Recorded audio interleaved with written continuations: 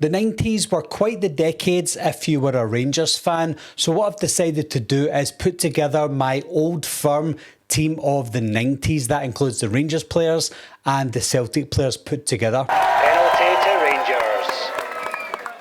This isn't simply the 16 most talented players Rangers and Celtic had during the decade. I've tried to build something that would still function as a proper football team. Not every player is going to be in the exact position they played every single week, but nobody's been placed somewhere completely ridiculous. The formation still fits together, the midfield has balance, and the two strikers should complement each other perfectly. I'm also going with 5 substitutes. By the latter part of the 1990s, a 5-player bench had become the familiar matchday setup in Scottish football, with 3 of those substitutes allowed to come on. There won't be a second goalkeeper on the bench though. When you look across the entire decade, only one old firm goalkeeper truly stood out enough to deserve a place in this squad. Rather than force in a second keeper who didn't have the same influence, I've used that position for another outfield player. So with that being said, starting in goal, it has to be Andy Gorham. Gorham was Rangers' goalkeeper for the majority of the decade and became one of the defining players of the 9-in-a-row era.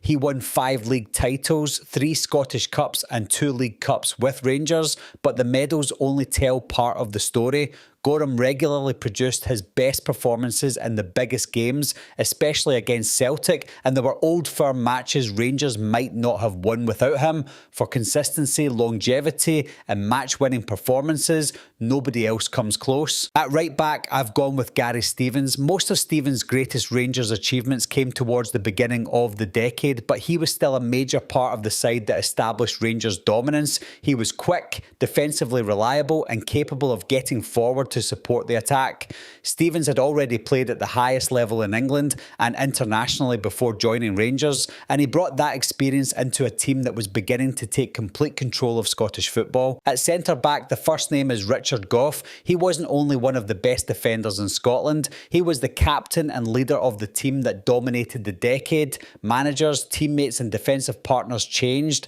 but he remained the constant. He was strong in the air, aggressive when he needed to be, and excellent at organising everyone around him. When people picture Rangers winning 9 league titles in a row, him lifting the trophy is one of the first images that comes to mind. Alongside him, I've selected John Brown. Brown might not have had the international reputation of some other defenders, but his contribution to Rangers throughout the 1990s was enormous. He could play at centre-back, left-back or even in midfield, and Walter Smith knew he could rely on him in almost any situation.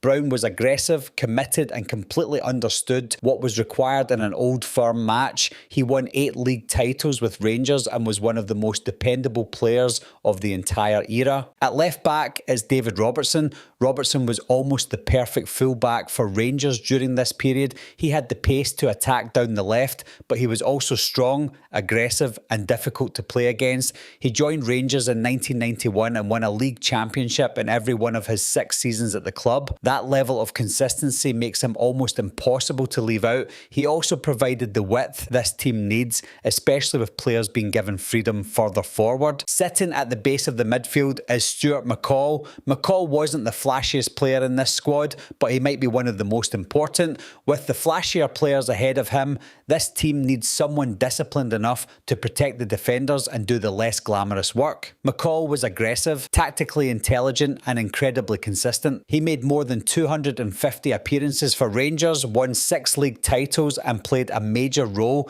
in the club's outstanding European run during the 1992-93 season. In central midfield, the first selection is Paul Gascoigne.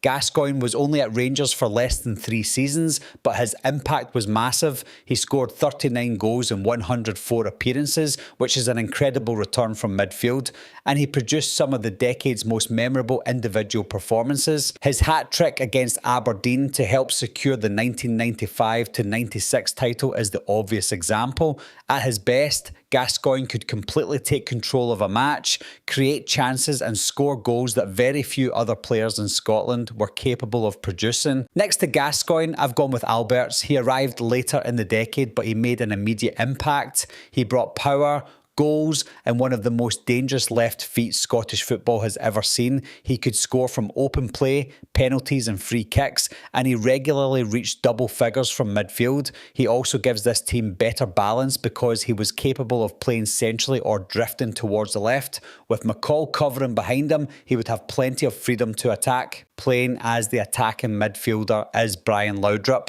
This might not have been his exact position every week, but giving Laudrup a free role behind the strikers makes perfect sense. He was Rangers' most gifted attacking player of the decade and arguably the best player in Scottish football during the entire 1990s. Laudrup could beat defenders, create chances and score important goals. He won 3 league titles and was twice named Scotland's Player of the Year. In this team, he'd be allowed to drift wide, carry the ball forward and connect the midfield with the 2 strikers. The first striker is Ali McCoist. McCoist is Rangers' record goal scorer and some of his greatest seasons came during the early 1990s. He won the European Golden Boot twice and scored 49 goals across all competitions during the 1992-93 campaign. Even after suffering a serious injury, he returned and continued scoring important goals. McCoist's movement, finishing and instinct inside the penalty area make him an automatic selection. Give him chances in this team and he's going to score a ridiculous number of goals. Alongside him is Mark Hateley. Hateley gives the attack something completely different. He was powerful, dominant in the air and capable of holding the ball up for the players around him. He scored 115 goals during his Rangers career and won 6 league titles. Hateley was also built for old firm matches. He could handle the physical side of the game and produce important goals under pressure. With Hateley occupying the defenders and McCoist finding space around him, the partnership fits perfectly. That completes the starting 11, but there are still 5 places on the bench. The first substitute is Ian Ferguson. Ferguson won more major trophies during the decade than any player outside the starting team. He was part of all 9 consecutive title-winning squads and also collected several Scottish Cups and League Cups. He could replace McCall when the midfield needed more aggression or come on later in a match to help protect a lead. He might not have received the same attention as Gascoigne or Laudrup, but his importance to Rangers throughout the decade can't be ignored. The next substitute is Ian Durrant. His career was badly affected by the injury he suffered before the decade began, but he still returned to become an important part of Rangers' success. He was intelligent, technically gifted and capable of finding space between midfield and attack. He could play centrally, move into a more advanced position or provide another creative option when the team needed a goal. His talent and longevity earned him a place in the squad. The third substitute is Trevor Steven. Steven had 2 spells with Rangers and remained a major contributor throughout much of the 1990s. He was composed, technically excellent and capable of playing on the right or through the middle. Steven had already won major honours in England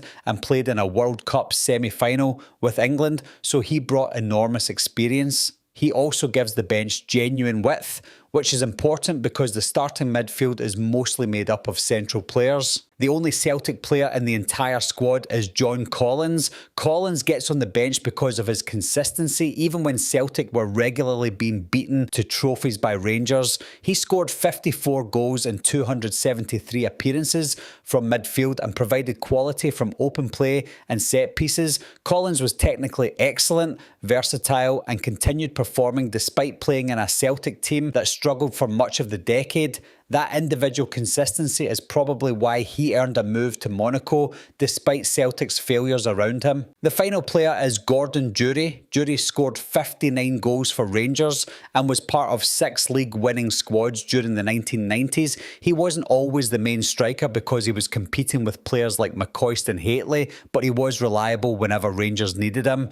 Durie could play through the middle, work from a wider position or partner either of the starting forwards. As a substitute, he gives the squad energy, movement and another proven goal scorer. There's 15 Rangers players and only 1 Celtic player, but that isn't simply Rangers bias. Rangers were comfortably the more successful side for the majority of the decade. They won 9 consecutive league championships and dominated the domestic trophies, so naturally the players responsible for that success are going to dominate this squad. Celtic had some talented individuals during the 1990s, but very few combined individual quality, longevity and silverware in the same way the Rangers Rangers players did. John Collins is the exception because he performed consistently across several difficult seasons and earned himself a major move abroad. But what would you change? Would you include more Celtic players, or does the decade's silverware make this Rangers heavy squad unavoidable?